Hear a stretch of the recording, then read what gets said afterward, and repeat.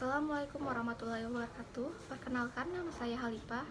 Di sini saya ingin membahas mengenai gangguan berbahasa, yakni latah.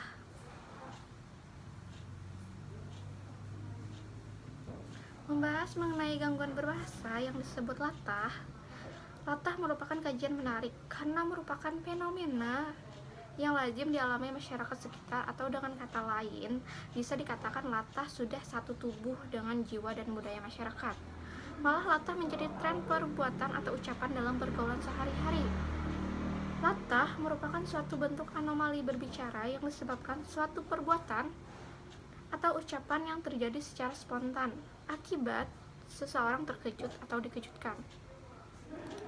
Menurut Darjo Wijojo tahun 2005 halaman 154, latah adalah suatu tindak kebahasaan di mana seseorang waktu dikejutkan atau terkejut mengeluarkan kata-kata secara spontan dan tidak sadar dengan apa yang dia katakan.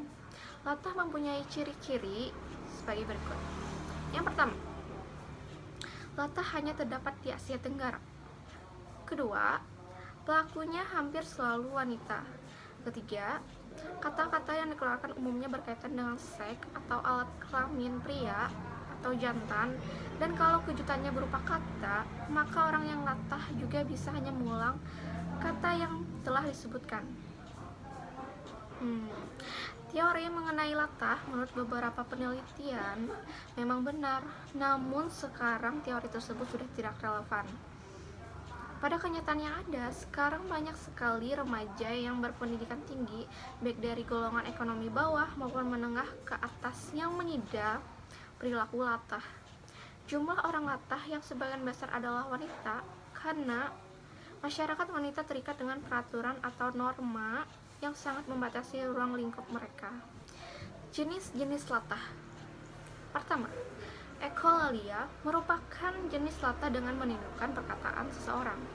Contohnya seperti ini. Dinalamunan. Hoba. Kedua, eksofaresia merupakan latah dengan menirukan gerakan orang lain. Contohnya seperti ini lagi. Sholat sih. Allahu Akbar. Amin.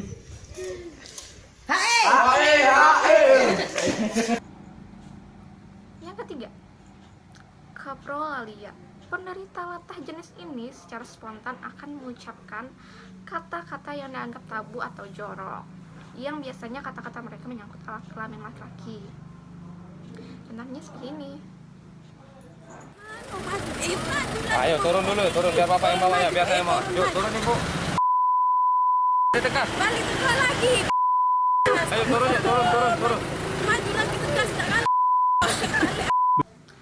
Keempat, automatic obedience merupakan latah paling parah.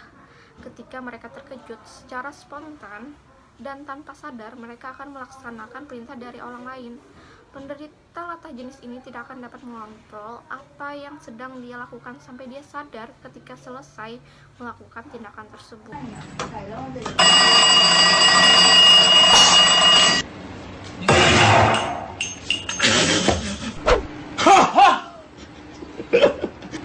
ไม่กินละ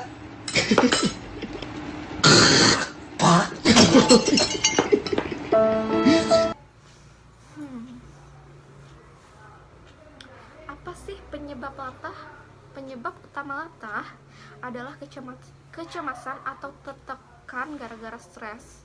Ada beberapa teori yang menjelaskan penyebab timbulnya gangguan latah.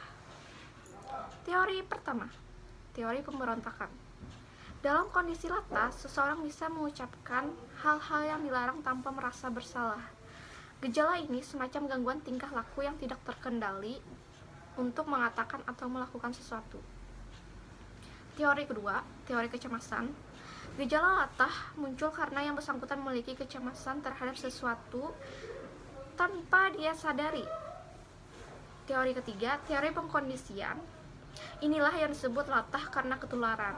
Seseorang mengidap latah karena kondisi lingkungannya. Misalnya gara-gara latah, seseorang merasa diperhatikan oleh lingkungan. Dengan begitu, latah juga merupakan upaya untuk mencari perhatian. Nah, apakah latah bisa disembuhkan? Bisa kok. Ini dia 5 tips mengobati latah secara perlahan biar kamu gak lagi jadi bahan tertawaan. Pertama, kamu harus punya niat, kemauan serius untuk merubah dan menghilangkan latah. Berawal dari diri sendiri dan memantapkan hati sangat mempengaruhi langkah-langkah selanjutnya. Jangan sampai niat kamu ini tergoyahkan oleh alasan apapun. Ingat-ingat lagi alasan kenapa kamu harus menghilangkan latah. Tips kedua, sugesti diri. Latah ini bukan bahan lelucon, tapi kebiasaan buruk yang perlu dihilangkan karena merugikan diri sendiri. Tanamkan di pikiranmu bahwa latah adalah kebiasaan buruk yang harus dihilangkan, bukan hal yang bisa kamu jadikan tertawaan orang. Beberapa orang senang dan keterusan melakukan aksi latah ini hanya sebagai sensasi atau latah gaul seperti artis misalnya. Jangan ditiru ya guys kelakuan kayak gini.